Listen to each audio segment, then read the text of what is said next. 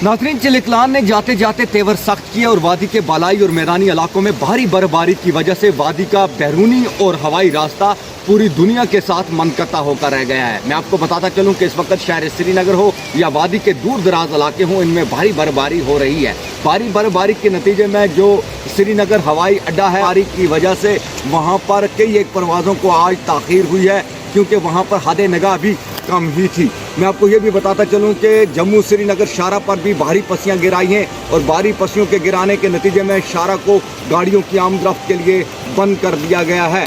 इधर train service भी मुअत्तल है और यूनिवर्सिटियों ने भी तमाम इम्तहानात जो हैं वो भारी बर्फबारी के चलते मुलतवी किए हैं। इसके अलावा वादी के सरहदी और दूर दराज इलाकों की अगर मैं बात करूँ, जिनमें केरन कुपवाड़ा या मच्छल कुपवाड़ा या करना कुपवाड़ा की सड़कें हैं, वो भी भारी बर्फबारी की वजह से बंद होकर रह गई हैं।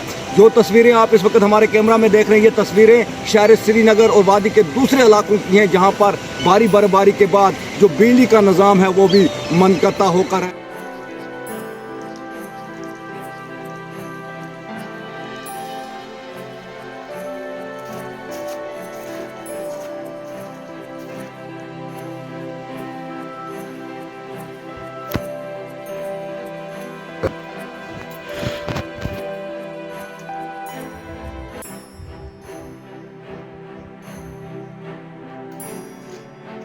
श्रीनगर में अभी तक 5 इंच बर्फ जमा हो चुकी है, जबकि पुलवामा, कुलगाम, अनंतनाग, शोपियां, बडगाम, बांडीपोरा, गांदरबल और दिगर जो अजला हमारे हैं, उनमें भी 6 से 7 इंच बर्फ जमा हो चुकी है और वादी के बालाई इलाकों में 2 से 4 फुट बर्फ जमा होने की इतलात हैं। मैं आपको ये भी बताता चलूँ कि भारी बर्फबारी के नतीजे में मामूलात ज़िंदगी मुकम्मल तौर पर मफलूज होकर रह गई है और अभी भी कई इलाकों में बिजली सप्लाई मुतासर है। क्योंकि कुछ एक मेन शाहराहों से अगर आज सुबह बर्फ हटाई गई, लेकिन बहुत सारे इलाके अभी भी भारी बर्फबारी के चलते उन इलाकों की सड़कें बंद हो चुकी हैं। इस दौरान महकमा मौसमियात का कहना है कि आज दिन भर यहाँ वक्फे से बर्फबारी हो सकती है। मैं नजब पीरजादा के साथ इस खुसूसी रिपोर्ट के लिए बिमना श्रीनगर से मैं इशफाक सईद।